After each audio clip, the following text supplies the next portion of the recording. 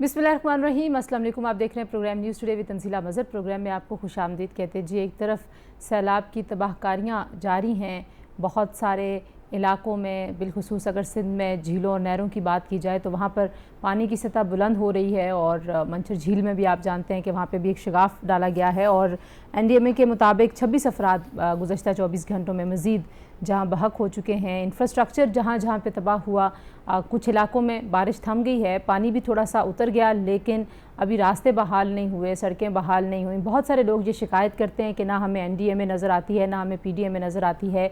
बहरहाल समाजी तंजीमें काम कर रही हैं, जो मुकामी इलाके हैं वहाँ पे लोग अपनी मदद आपके तहत काम कर रहे हैं, लेकिन जब तक हुकूमती सरपरस्ती नहीं होगी, हुकूमत वहाँ पर नज़र नहीं आएगी, तब तक इन मुतासरीन की उम्मीद भी कमज़ोर रहेगी। ज़ाहिर हालात बड़े ही ख़राब हैं और ऐसे में पाकिस्तान की मईशत जो पहले ही संभलने के लिए हाथ पांव मार रही थी, अब उसके ऊपर कितना बोझ पड़ने वाला है, ये बहुत बड़ा सवाल है। और इस बोझ से कैसे निकला जाएगा? जो IMF की रिपोर्ट आई है, उस रिपोर्ट को कुछ आज के प्रोग्राम में हम सबसे पहले डिस्कस करेंगे। माजी की हुकूमत, जो इस वक्त की हुकूमत को ये कह रही है कि मुल्की मफाद का सौदा कर रहे हैं। इमरान खान साहब ने अपने जलसों का सिलसिला भी नहीं रोका, जलसों में लोगों को धमकियां देने का, इदारों को धमकियां देने का सिलसिला भी नहीं रोका।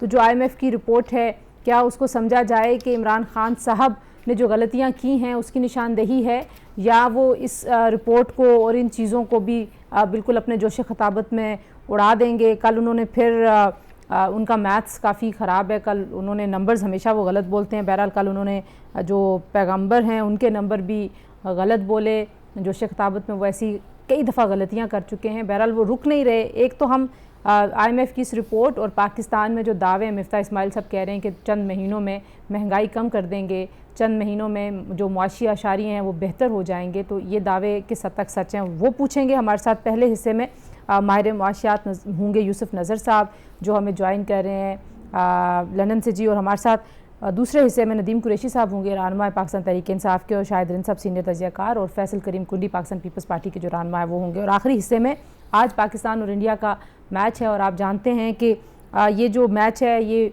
पूरी कौम जो है वो इस मैच में बिल्कुल बाकी तमाम चीज़ें भूल के इन्वॉल्व हो जाती है। तो आज भी हमें ऐसे ही जोशो खरोश नज़र आ रहा है और पाकिस्तान ने टॉस जीता है और फील्डिंग का फ़ैसला किया है। या पाकिस्तान की टीम एक अच्छी चेज़र है या नहीं, ये बात करेंगे हम। मोहसिन हसन खान साहब हमारे साथ मौजूद होंगे और हमारे साथ मौजूद होंगे हमारे जो स्पोर्ट्स के एंकर हैं एहसान, वो हमारे साथ होंगे जी। अच्छा जी, यूसुफ नज़र साहब, सबसे पहले आपकी तरफ आते हैं। IMF की किस्त जारी होने के इम्कानात के बावजूद पाकिस्तान में मुआशी अशारिये बड़े खौफनाक हैं और फिर सैलाब उसमें एक एडेड वो है। पहले तो अगर मैं आपसे आपका रिएक्शन पूछूं, जो IMF की रिपोर्ट है, इस रिपोर्ट को मौजूदा हुकूमत कह रही है जी ये इमरान खान साहब की नाअहली की रिपोर्ट है, आप एग्री करते हैं इस बात से? जी जी, काफ़ी हद तक देखिए मौजूदा हुकूमत कहे या न कहे, लेकिन IMF की रिपोर्ट जो है, जो 1 सितंबर को रिलीज़ हुई है, उसमें ये बात काफ़ी वाज़ेह है कि ये कोई एक दिन की या 2 महीने की बात नहीं थी। मुसलसल मुतवातिर वो ये निशानदेही करती है कि PTI की जो हुकूमत ने बहुत सारी जो थी शराइत पूरी नहीं की थी, और इसी वजह से जो है मामला जो है ख़राब होते चले गए। ख़ास तौर पे जो उनका फ़रवरी में जो था फ़ैसला कि वो कीमतें पेट्रोल की कम कर दें, ऐसे हालात में जबकि पेट्रोल की कीमतें वैसे ही ऊपर बढ़ रही थी, उसने बहुत जो है ख़राबी पैदा की। और यही कि एक ही इस वक्त ज़ाहिर बात है, पूरी रिपोर्ट की तफसील में जाने का वक्त तो नहीं है, लेकिन ये बात बहुत क्लियर है कि IMF का जो प्रोग्राम डिरेल हुआ था, जो सस्पेंशन तो नहीं कहना चाहिए लेकिन बहरहाल इल्तवा में पड़ गया था, उसकी एक बहुत बड़ी जिम्मेदारी जो है वो इमरान खान साहब की हुकूमत पे आयद होती है। और जो शराइत थी, जो एग्रीमेंट थे, मुझे ताज्जुब होता है कि वो किस तरह से कहते हैं कि मौजूदा हुकूमत जिम्मेदार है, इसलिए कि जो बेसिक एग्रीमेंट जो था, जो 2019 में साइन हुआ था, वो तो इन्हीं की गवर्नमेंट ने किया था ना। तो उसमें पेट्रोलियम लेवी कितनी लगेगी और बहुत सारी दूसरी चीज़ें। तो इसमें यकीनन जो एनर्जी क्राइसिस पैदा हुआ और ख़ास तौर पे जो यूक्रेन की रशिया की वॉर के बाद जो सूरत हाल पैदा हुई, उसने और ख़राबी पैदा की। लेकिन जो हमारा IMF के साथ जो था, वो तो हम काफ़ी अरसे से कोशिश कर रहे थे कि वो बहाल हो जाए, लेकिन इन्होंने ऐसे इक़दामात किए कि जिसकी वजह से हमें बहुत जो बजट की खसारा बढ़ता चला गया, और फिर इन्होंने जो है ज़बरदस्त तरीके से कर्जे पे कर्जे लिए ताकि जो पॉपुलिस्ट एक्शंस थे वो उनको सपोर्ट कर सकें, लोगों को ये बता सकें कि हम कर रहे हैं। लेकिन जो डिटेल्स सामने आई हैं उनका यह ख्याल था कि अगर हम अप्रैल में जो है अगर हम चले जाएंगे तो ठीक है, कोई बात नहीं, अगली हुकूमत निपटेगी। तो ये पिक्चर जो है बहुत ज़्यादा तकलीफ दे। इसका कहने का ये मतलब नहीं है कि हुकूमत जो है, मौजूदा हुकूमत जो है वो सारे काम परफेक्ट कर रही है, लेकिन जो इकनॉमिक सूरत हाल है वो कोई 1 महीने में 2 महीने में जो है वो एकदम से नहीं ख़राब होती, वो बिल्डअप कर रही थी। इसकी एक छोटी सी मिसाल आपको मैं इस तरह से दूंगा कि पाकिस्तान के जो फॉरेन एक्सचेंज रिजर्व थे उनका जो रिसेंट पीक था वो अगस्त 2021 में था। तो 2021 अगस्त से मुस्तकिल आहिस्ता आहिस्ता पाकिस्तान के रिजर्व्स कम हो रहे थे, जो ये निशानदेही करता है कि क्राइसिस बिल्ड हो रहा है। लेकिन जो इमरान खान साहब की जमात दावा करती है वो कहती है जी हम तो खजाना भर के छोड़ के गए और इन्होंने थोड़े दिनों में खाली कर दिया और ये लूट के खा गए और ये मुश्किल में डाल दिया। तो आपको लगता है कि जाहिर है आप जैसे लोग तो जो इकॉनमी को समझते हैं उनको तो ये बातें समझ आएंगी, बट एक आम आदमी को इस तरह से मईशत के ऊपर मिसलीड करना, is it a good thing और बैड थिंग? देखिए, फैक्ट्स है। जब ये गए 9 अप्रैल को, उस वक्त जो रिजर्व थे पाकिस्तान के वो कोई 9.8 बिलियन डॉलर्स थे। मैं स्टेट बैंक की रिजर्व्स की बात कर रहा हूँ, if my memory serves me right. और ये बात, इस बात में बहुत सारे कम लोग इस बात से वाकिफ़ हैं या इसका जिक्र करते हैं, लेकिन मैंने बड़े केयरफुली देखा है, इसमें गोल्ड रिजर्व भी शामिल थे। अच्छा। 4 बिलियन डॉलर्स के। तो हकीकत यह है कि स्टेट बैंक के रिजर्व जो थे वो तकरीबन 6 बिलियन डॉलर थे जब इमरान खान साहब गए। तो उसको मौजूदा हुकूमत ने काफ़ी कोशिश की कि ब्लीडिंग जो है कम हो, स्टॉप करे। तो ऐसा नहीं है, वो जो कमर्शियल बैंक्स के ज़खायर हैं उसको भी शामिल कर लेते हैं। तो ये लोगों को मिसलीड करने की बात है। आप बात करें हुकूमत पाकिस्तान के रिजर्व्स की, इसका मतलब ये है सेंट्रल बैंक के पास कितना कैश था डॉलर्स का। अच्छा यूसुफ नज़र साहब, अब जो हो गया, अब आएगी एक किस्त, और क्या आपको लग रहा है उसके कोई इफेक्ट हमें अपनी इकॉनमी में, बिलखुसूस महंगाई और जो हमारे जो मार्केट में क्राइसिस है डॉलर की प्राइसेस का, ये सारी चीज़ें कहीं आपको स्टेबल होती हुई नज़र आती हैं या ये मामला अभी ऐसे ही ख़राब रहेगा? देखिए, जितनी तेज़ी से हमारी रुपए की कदर गिर रही थी और जो रिजर्व्स जो है गिर रहे थे, उसमें तो कुछ जो है ठहराव आया है। और दूसरा जो फैक्टर है वो ये है कि जो ऑयल की प्राइसेस हैं इंटरनेशनल, वो जो है वो कम हुई हैं, जिसकी वजह से हमारी जो इंपोर्ट बिल था वो जो है उस पर असर पड़ रहा था। लेकिन जो तशवीश की बात यह है कि जो हमारी एक्सपोर्ट्स हैं वो पूरे जो दुनिया के हालात हैं उसमें बहुत मुतासिर हो सकती हैं। इसीलिए आपने देखा कि जो अगस्त में जो हमारा तजारती खसारा है वो कोई 29% से बढ़ गया है। तो ये नहीं है कि हम एकदम जो है पूरे क्राइसिस से बाहर आ गए हैं। डिपेंड ये करेगा, सीधी सीधी बात यह है, दो चीज़ों पे, कि ऑयल प्राइसेस किस लेवल पे स्टे करती हैं, और दूसरा हमारी जो इंपोर्ट्स हैं, जो सबसे बड़ी वजह थी पिछले साल में हमारे क्राइसिस की, वो बुनियादी वजह थी कि हमारी इंपोर्ट्स जो थी वो 80 बिलियन डॉलर को क्रॉस कर गई थी। सही। अच्छा, मैं आखिर में मैं आपसे जो, अब एस्टिमेट तो हमारे पास है नहीं, लेकिन कितना आपको लगता है कि इकॉनमी के लिए बड़ा सेटबैक है? कुछ एक्सपर्ट्स से मेरी बात होती रही है, आपसे भी सोशल मीडिया पे बात होती रही है, कुछ एक्सपर्ट्स कह रहे हैं जी 15 बिलियन डॉलर का रफली एक एस्टिमेट है। जो क्रॉप्स गई, जो मकान तबाह हुए, जो इंफ्रास्ट्रक्चर गया, हो सकता है ये उससे ज़्यादा हो। तो ये कितना बड़ा एक सेटबैक पाकिस्तान की इकॉनमी के लिए ऐसे हालात में आप देख रहे हैं? देखिए, इसमें जो सीधी सीधी बात है कि जो वर्ल्ड बैंक की स्टडीज़ में है, जो पूरा जो दूसरे ममालिक में, तकरीबन 90 ममालिक में जो एक्सपीरियंस है कि फ्लड से कितना नुकसान होता है और उसकी क्या होती है, तो मैं ही समझता हूँ कि इस दफ़ा जो है नुकसान जो है 2.5 to 3% ऑफ द GDP हो सकता है, शायद कुछ ज़्यादा भी हो जाए। वो इसलिए कि अगर बर वक्त हमने इकदाम नहीं किए मदद करने के लिए, रिहेबिलिटेशन के, रीसेटलमेंट के, तो इससे नुकसानात में इजाफा होगा। तो यकीनन अगर आप लगाएं 3% का तो तकरीबन 12 बिलियन डॉलर बनता है। तो यकीनन मैं समझता हूं कि 12 billion dollar 10 to 15 billion dollars मैं समझता हूँ नुकसान हो सकता है। लेकिन मैं ये कॉशन करना चाहूंगा कि अगर सही तरह से मदद नहीं की गई, इसलिए कि अभी एडी साहब ने कहा है कि 90% जो लोग हैं अभी तक उन तक मदद नहीं पहुंची है। अगर ये सूरत हाल रही और जो हमारा जो लाइफ है और सारे लोग हैं वो ज़्यादा मुतासिर होते हैं और उनकी मदद बर वक्त नहीं होती है, तो यकीनन इससे नुकसानात में इजाफा होगा। जो बाकी मुल्क प्लेजेस कर रहे हैं हमारी इकॉनमी को इंजेक्ट इन करने की, जो कुछ बिलियन डॉलर्स चीन से आने हैं, कतर से, सऊदी अरब से और बाकी मुल्कों से, कितना आपको लगता है कि वो कोई एक टेम्पररी रिलीफ होगा इकॉनमी के लिए, और हमें क्या करना होगा कि हम उसको सस्टेन कर सकें, और कोई वो जो रिफॉर्म होनी है उसके लिए charter of democracy, charter of economy आपको लगता है ज़्यादा ज़रूरी चीज़ है? देखिए, जो इमदाद आ रही है उससे कुछ हद तक तो हमें ब्लीडिंग तो स्टॉप होगी, लेकिन क्या ये हमारे मसाइल का हल है या क्या हम एकदम क्राइसिस से बाहर आ जाएंगे? मैं नहीं समझता कि ऐसा हो सकता है।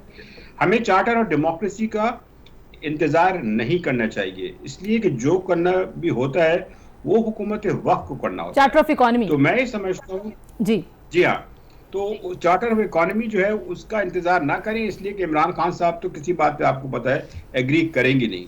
तो जिम्मेदारी तो हुकूमत की बनती है कि जो वो इक़दामात मुनासिब समझते हैं वो करें, लेकिन मसला ये है कि हुकूमत के अंदर जो हुकूमती जमातें हैं या हल्के हैं उनके अंदर कॉन्ट्रडिक्शंस हैं, इख्तलाफात हैं, जिसकी वजह से मामला कुछ और कॉम्प्लिकेटेड हो गया है। बहुत शुक्रिया यूसुफ नज़र साहब हमसे बात करने के लिए। जी, हम बात कर रहे थे जो IMF की लेटेस्ट रिपोर्ट है वो क्या कहती है, और इमरान खान साहब की हवाले से जो उसमें चीज़ें हैं जिसको हुकूमत अभी चार्जशीट कह रही है, कहीं ना कहीं ज़ाहिर है उनके ऊपर ज़िम्मेदारी तो है जो हमारे मुआशी अशारिये ज़वाल पजीर हुए और फिर जहाँ पर आज हम हैं। लेकिन अब आगे की तरफ देखते हुए भी यूसुफ नज़र साहब को नज़र नहीं आ रहा कि इमरान खान साहब जो हैं वो चार्टर ऑफ इकॉनमी के लिए राज़ी होंगे। हमें ज्वाइन किया जी नदीम कुरैशी साहब ने, रहनुमा पाकिस्तान तहरीक इंसाफ के, हमारे साथ मौजूद होंगे फैसल करीम कुंडी साहब, पाकिस्तान पीपल्स पार्टी के सेक्रेटरी इतलात हैं, और हमारे साथ मौजूद होंगे शाहिद रिंद साहब जो कि सीनियर जर्नलिस्ट हैं। एक ब्रेक लेते हैं, ब्रेक से वापस आके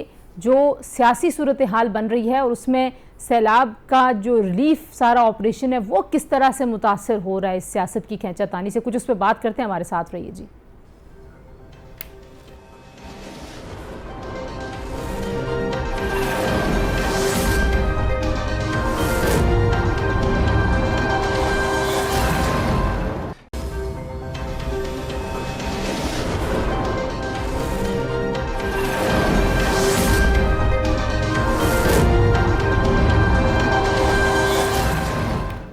जी, प्रोग्राम में एक बार फिर आपको खुशामदीद कहते जी। एक तरफ सियासी खींचातानी है, दूसरी जानिब ज़ाहिर है जो बड़ा हिस्सा है बलूचिस्तान का, सिंध का बहुत बड़ा हिस्सा, खैबर पख्तूनख्वा का एक बड़ा हिस्सा और जनूबी पंजाब, वो सैलाब की तबाही से ना सिर्फ ये कि वहाँ के इलाके लोग तबाह हाल हैं, बल्कि वहाँ पे अब जो सूरत हाल है वो बड़ी ख़राब हो रही है। बीमारियाँ वहाँ पे हो रही हैं, वहाँ पे लोगों के सरों पे छत नहीं है। तो ऐसे में अगर सियासी कशमकश कम नहीं होगी तो उसका नुकसान जो उन आम लोगों को हो रहा है उनके एहसासात का क्या बनेगा। इस हवाले से सबसे पहले तो मैं फैसल करीम कुंडी साहब की तरफ जाऊंगी। फैसल करीम कुंडी साहब, मुझे DI खान की सूरत हाल बताइए, वहाँ पे इस वक्त क्या चल रहा है। कल मुश्ताक गनी साहब हमारे साथ थे खैबर पख्तूनख्वा की हुकूमत की तरफ से, वो ये कह रहे थे जी कि फेडरल गवर्नमेंट ने अगर कहीं कोई इमदाद दी है तो उनको नहीं पता फील्ड में कौन काम कर रहा है, ऑन ग्राउंड कौन काम कर रहा है, NGOs क्या कर रही हैं, किन चीज़ों की ज़रूरत है। क्योंकि आपसे जितनी बार DI खान के बारे में बात हुई है तो यू आर वेरी कंसर्न, तो क्या सूरत हाल है, ज़रा कुछ बताइएगा। बिस्मिल्लाहिर्रहमानिर्रहीम। देखें, DI खान जो है वो खैबर पख्तूनख्वा में सबसे ज़्यादा जो है वो फ्लड अफेक्टेड एरिया में है। हमें एहसास है कि बाकी इलाकों में भी जो फ्लड है खैबर पख्तूनख्वा में है, लेकिन अगर आप DI खान को देखें, इस वक्त DI खान 80% जो है वो फ्लड से जो है डैमेज है। 230 के लगभग जो है अभी तक जो अदाद-ओ-शुमार रही है उसके जो देहात हैं वो बिल्कुल डैमेज हो चुके हैं। और इसमें अगर आप देखें तो इंसान जाने भी मतलब है कि लोग भी सैलाब में जो है वो फौत हुए हैं, लाइवलीहुड भी हुए है, लेकिन 80% पूरा डिस्ट्रिक्ट जो है वो डैमेज हुआ है। जहाँ तक रिलीफ का काम है, अनफॉर्चुनेटली रिलीफ का वो काम नहीं हो सका जो कि होना चाहिए था। एक तो मुश्ताक गनी साहब को नहीं पता कि फेडरल गवर्नमेंट और प्रोविंशियल गवर्नमेंट क्या है, वो तो सीएम और प्राइम मिनिस्टर ने आपस में जो अगर ये यहाँ पर सियासत करेंगे, मैं कहता हूँ कि ये सियासत का वक्त नहीं है, ये सियासत न करें। अगर फेडरल गवर्नमेंट ने कुछ नहीं दिया तो प्रोविंशियल गवर्नमेंट, मुझे तो खैबर पख्तूनख्वा और खासकर डी खान में न सूबाई हुकूमत नजर आ रही है और अनफॉर्चुनेटली मुझे फेडरल गवर्नमेंट भी नजर नहीं आ रही है। एनडीए नाम की कोई चीज हमें वहां पर नजर नहीं आ रही है, जिसका काम था, जिसको बनाया इसीलिए गया था कि लोगों को रिलीफ देने के लिए। 2010 में भी फ्लड आया था, रिलीफ लोगों को मिला था। आज 2022 में फ्लड आया, एनडीएमए ने अब तक क्या काम किया है इसके लिए? कोई काम नहीं किया। ऑन ग्राउंड मैं मौजूद हूँ, मैं तो एनडीएमए की कोई कारकर्दगी नहीं की, ना मैंने उनके कोई ऐसे चीजें देखी हैं जो उन्होंने भेजी हो, ना पीडीएमए ने भेजी हो। तो ये चीजें जो है बड़ी अफसोसनाक बात है। और साथ साथ मैं आपके तवज्जुह से एनजीओस को रिक्वेस्ट करूँ कि माजी की हुकूमतों में जब पीएमएलएन की हुकूमत थी और उसके बाद पीटीआई की हुकूमत आई, बहुत सी एनजीओस की जो है वो एनओसीज कैंसिल हो गई थी, उनको काम करने नहीं दिया जा रहा। अब 2010 में अगर मैं सिर्फ डी खान की बात करूँ, 30 एनजीओस काम कर रही थी। इस वक्त सिवाय लोकल इक्का दुक्का एनजीओस के कोई एनजीओ वहां पर काम नहीं करी, आपको उन्होंने एनओसी दी है। अगर फेडरल गवर्नमेंट और प्रोविंशियल गवर्नमेंट ने अपनी सियासत करनी है, वो करें, तो उसका एनजीओस को इजाजत दे दें कि वो लोगों को की जाने बचा सकें। हमें अगर सिर्फ रिलीफ अगर दिया जा रहा है, सिर्फ फेडरल गवर्नमेंट के डिपार्टमेंट है बेनजीर इनकम सपोर्ट प्रोग्राम का, जो हमें 25-25 हज़ार रुपए जितने भी हमारे बेनिफिशरी हैं बेनजीर इनकम सपोर्ट प्रोग्राम के, जिनके इलाकों में फ्लड आया हुआ है, इस वक्त तक 31,000 फैमिलीज के फंड आ चुके हैं, 77 करोड़ रुपीज आ चुके हैं और कल और भी आने हैं। तो जो भी फ्लड इफेक्ट है उनको शॉर्ट रिलीफ के लिए बेनजीर इनकम सपोर्ट प्रोग्राम की तरफ से हम 25,000 रुपए दे रहे हैं। लेकिन फैसल करीम कुंडी साहब, आप खुद हुकूमत का हिस्सा हैं, आपकी जमात एक बड़ी इत्तेहादी है इस हुकूमत की, और आप कह रहे हैं कि फेडरल गवर्नमेंट भी नहीं काम कर रही, तो आप पूछ नहीं रहे किसी से ये किसकी जिम्मेदारी है? ये कैसे होगा? अगर सूबाई हुकूमत भी फेडरल गवर्नमेंट को इल्ज़ाम देगी, फेडरल गवर्नमेंट सूबाई हुकूमत को इल्ज़ाम देगी, तो मामला तो बड़ा गंभीर है फिर इसका मतलब है। मैं हुकूमत का बिल्कुल हिस्सा हूँ, तो मैं चापलूसी करता फेडरल गवर्नमेंट की। फेडरल गवर्नमेंट बहुत अच्छा काम करी है, एनडीए बहुत अच्छा काम करती है। बदकिस्मती से मुझे भी एक रिलीफ कमेटी का मेंबर बनाया है एनडीएमए का। 25 तारीख को एक कमेटी बनी है जिसकी आज तक मीटिंग नहीं हो सकी। वो गलबन कमेटी बनी है अगले फ्लड के लिए मेरे ख्याल में। इस फ्लड के तो अगर ऐसी रिलीफ कमेटी होगी जिसकी मीटिंग ही ना हो सकी, उस कमेटी पे आप क्या करेंगे जो जिसकी मीटिंग आज तक नहीं हो सकी, और वो फ्लड के हवाले से है। लोग इस वक्त जो है वो बैठे हुए फेडरल गवर्नमेंट प्रोविंशियल गवर्नमेंट के इंतजार में कि उनको जितना नुकसान हुआ है कुछ ना कुछ उनको सपोर्ट मिले। हमें पता है कि पूरा नहीं कर सकते। इस वक्त सिंध में भी है, बलूचिस्तान में भी है, साउथ पंजाब में भी है, जीबी में भी फ्लड आया हुआ है, कश्मीरी कुछ इलाके भी डैमेज हुए हैं। तो यह पता है कि बहुत सी मुश्किलात है, लेकिन प्रॉब्लम ये है कि हुकूमत होती इसीलिए। आज आप देखें कि सूबाई हुकूमतें और मरकजी हुकूमत आपस में कई चतानी में लोग बोल गए हैं। आज ठीक है एलआईसी हुकूमत है, नेशनल गवर्नमेंट है, हुकूमत है, लेकिन फिर आप इमरान खान को देखें, वो अपनी गुजार के लिए वो जलसे कर रहा है कि मुझे तो हुकूमत पर बिठा दें। अब मुझे बताएं कि उन्होंने कहा कि हमने 5-6 अरब रुपए या कितने जमा कर लिए, वो कब रिलीफ देंगे लोगों को? लेकिन सर सबसे पहला सवाल ये है कि इमरान खान कैसे रिलीफ दें? साइनिशर साहिबा ने बेनजीर का सपोर्ट प्रोग्राम की वो चेयरपर्सन रही है, क्या उन्होंने वो डेटा चुराया हुआ है जो उनके पास वो डेटा है? डेटा तो ऑफिशियल होता है, डेटा तो किसी का पर्सनल नहीं होता है, ठीक है? तो क्या उनको डेटा कहाँ से मिलेगा? क्या कैसे रिलीज दें? लेकिन हम कहते हैं जो भी है, चाहे वो इमरान है, चाहे कोई और है, चाहे आप है, चाहे मैं हूँ, चाहे कोई जियो है, हम कहते हैं, मैं बहुत से लोग देखिए, मैं हमारे डी खान के लोकल लोग हैं, इस वक्त उन्होंने जिस वक्त जिस तरीके से काम किया है मैं उनको सलाम पेश करता हूँ। और जहाँ पर फ्लड नहीं है उन लोगों ने पहुंचे हैं फ्लडज़दा इलाकों में और उन्हें हेल्प की है। मुखैर आजाद में पाकिस्तान के मुख्तलिफ कोने से लोगों ने आया है, किसी ने हमें अप्रोच किया, किसी ने नहीं किया, कोई खुद गए, लेकिन उन्होंने डी खान में रिलीफ काम किया। जिसने भी किया है पाकिस्तान के जिस कोने में भी किया, हम उनको अप्रिशिएट करते हैं, सलाम। ठीक है जी, आप कह रहे हैं कि जो लोग पहुंचे हैं ज़ाहिर है उनको तो हम भी बार बार ट्रिब्यूट पेश करते हैं। नदीम कुरैशी साहब, कैसे रिलीफ दिया जाएगा? इमरान खान साहब ने जो फंड जमा किया है, क्या वो जो प्लेजेस हैं, कुछ आपके पास इंफॉर्मेशन है, वो जितने भी अरब रुपए थे कितने अकाउंट में एक्चुअली आए हैं, कोई उसका हिसाब किताब है? बिस्मिल्लाहिर्रहमानिर्रहीम। देखिए, जितनी फिगर हमने शो की है वो सारे अकाउंट्स में आए हैं, और ये तो मैं ज़ाती तौर पे समझता हूँ फैसल करीम कुंडी साहब ने बड़ी अच्छी बात की, और मैं सेक्रेट भी करूंगा और मैं ख्वाहिश भी करूंगा कि अब हम बातों की बजाय practically we should follow it. ये इतने बड़े डिजास्टर पे हम एज ए नेशन फैसला करें।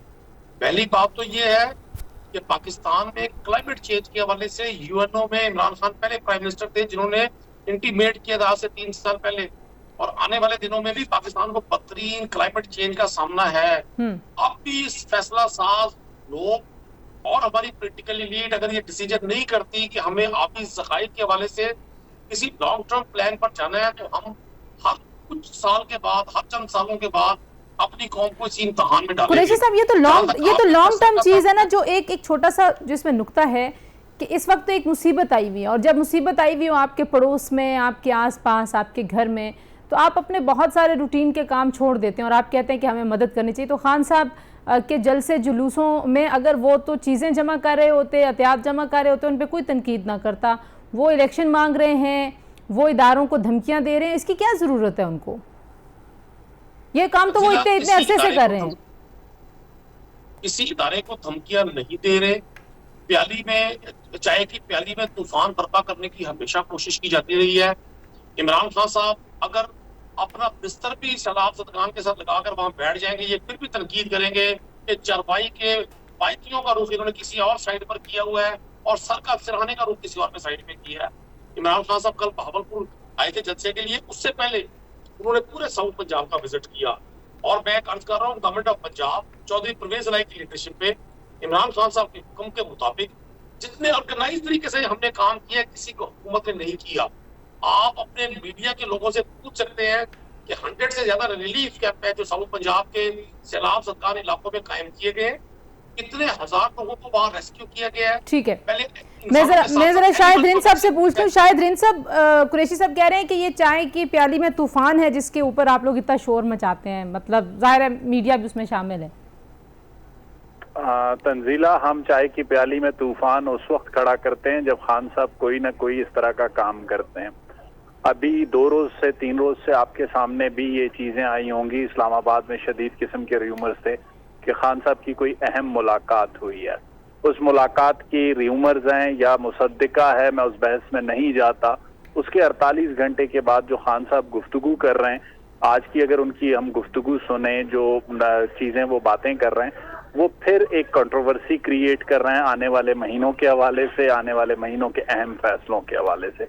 जब इस तरह की चीजें एक लीडरशिप की तरफ से की जाएंगी, क्या रूमर्स हैं कि एस्टैब्लिशमेंट से इमरान खान साहब के मामलात बिल्कुल तय हो गए, यही रूमर्स है ना? तो देखें उसमें 2 तरह की मुतजाद इत्तलात हैं।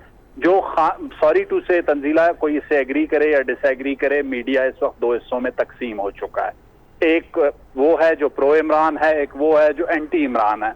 आप प्रो इमरान मीडिया से बात करें तो उन्हें लगता है कि इस मुलाकात में बहुत अहम पेशरफ्त हो गई है और खान साहब को रिलीफ मिलने जा रहा है।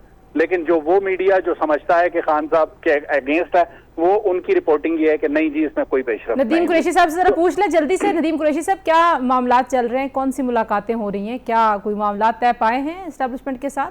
आपकी इल्म में कोई बात हो?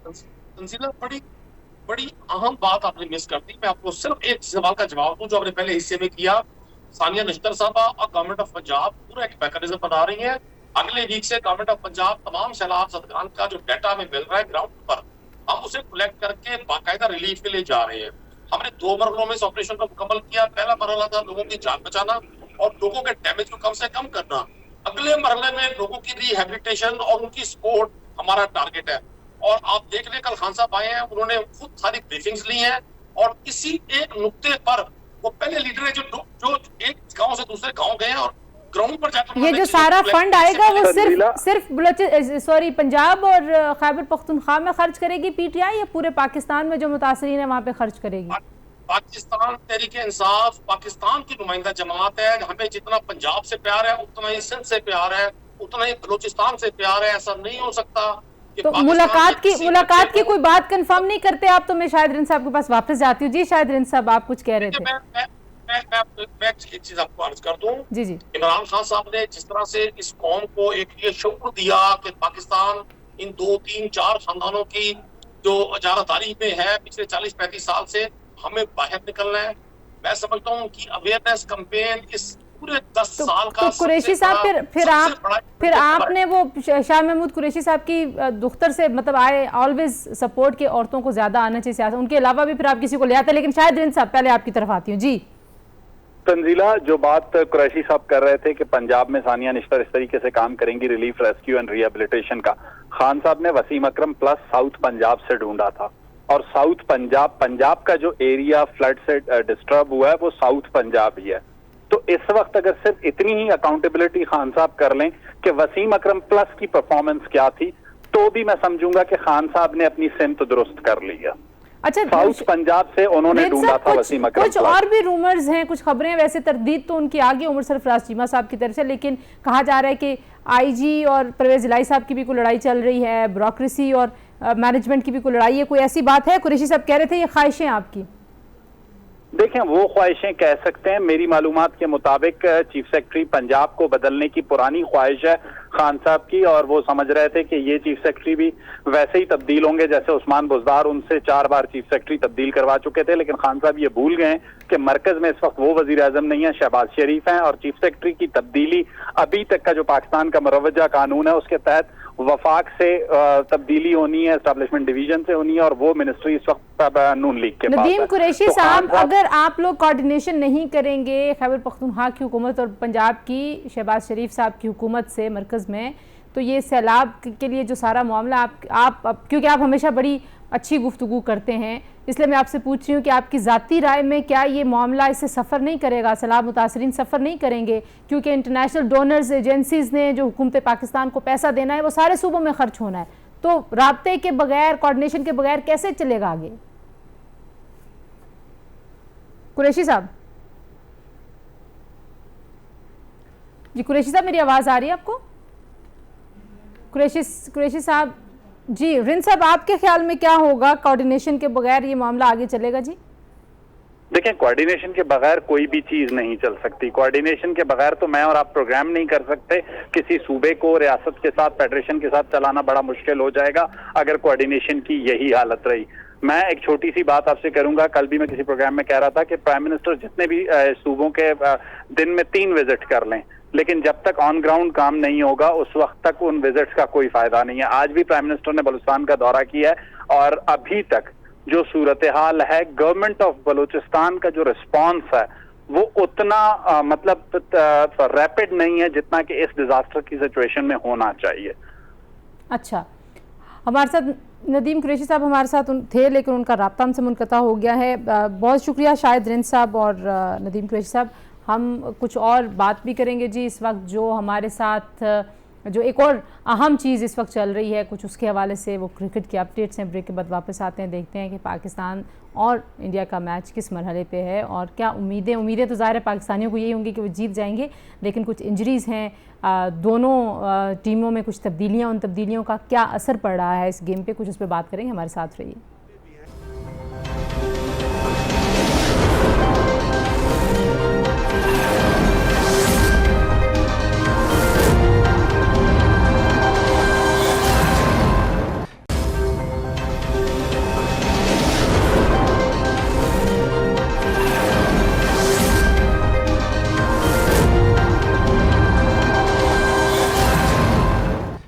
जी, प्रोग्राम में एक बार फिर आपको खुशामदीद कहते जी। और एक बड़ा मुकाबला जो पाकिस्तान और भारत की क्रिकेट टीमें एक दूसरे के सामने होती हैं तो जोशो खरोश काबिल दीद होता है। और आज भी पाकिस्तान के मुख्तलिफ़ शहरों में, मुख्तलिफ़ जगहों पर, बड़ी स्क्रीन्स पर लोग इकट्ठे होकर ये मैच देख रहे हैं। और 182 रन्स का जो हदफ है वो दिया है भारत ने, जो कि ज़ाहिर एक बड़ा हदफ है, लेकिन पाकिस्तान ने पिछले मैच में जो परफॉर्मेंस दी थी उसको देखते हुए लोगों को लग रहा है कि शायद पाकिस्तान जो है वो ये रन्स चेज़ कर लेंगे। हमारे साथ हमारे नुमाइंदे हैदर शिराजी साहब मौजूद हैं जो कि कवर कर रहे हैं फील्ड में जिस तरह से जोशो खरोश से ये मैच देखा जा रहा है। तो हैदर से ज़रा वहाँ के हालात और वहाँ का माहौल पूछते हैं। अस्सलाम वालेकुम हैदर।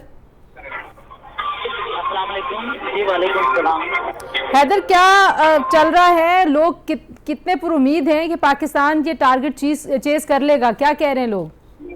जी, इस्लामाबाद में यहाँ पर बड़ी स्क्रीन से नस्ब की गई है जिसमें बड़ी तादाद में यहाँ शायकीन मैच देखने के लिए पहुंचे हैं और इनके जानिब से ये उम्मीद की जा रही है कि पाकिस्तानी बल्लेबाज आज भारत के खिलाफ एक बेहतर परफॉर्म करेंगे। और इस वक्त बड़ी तादाद में शहरी पुरुमीद हैं कि पहले मैच का आज बदला लिया जाएगा और पाकिस्तान आज का मैच जीतेगा। और शहरियों की जानिब से जरा पाकिस्तान की जानिब से जो फास्ट बॉलर्स थे उनकी कारकर्दगी पर भी तहफ़्फ़ुज़ात का इज़हार किया जा रहा है कि पहले नए गेंद के साथ पाकिस्तानी बॉलर्स ने उस तरह परफॉर्म न किया जिस तरह पहले मैच में भारत के खिलाफ गेंदबाजों ने बेहतर गेंदबाजी की थी। खासकर नसीम शाह की बॉलिंग से आज यहाँ के जो शायकीन है वो बहुत ज्यादा मायूस नजर आए और इसके अलावा आखिरी ओवर्स में फील्डिंग को देखते हुए भी शायकीन ने पाकिस्तानी फील्डिंग और खासकर नए गेंद के साथ बॉलिंग पर तवज्जो देने का कहा है। जबकि दूसरी जानिब अब रन चेज करने के हवाले से उनकी उम्मीद है कि बाबर आजम और मोहम्मद मैं बाबर का ही पूछने लगी थी कि बाबर की जाहिर है पिछले कुछ मैचेस में परफॉर्मेंस उतनी अच्छी नहीं रही जो जैसे बाबर से लोग एक्सपेक्टेशन रखते हैं, तो अब शायकीन क्या कहते हैं? आज उन्हें उम्मीद है कि बाबर एक बड़ा स्कोर देंगे।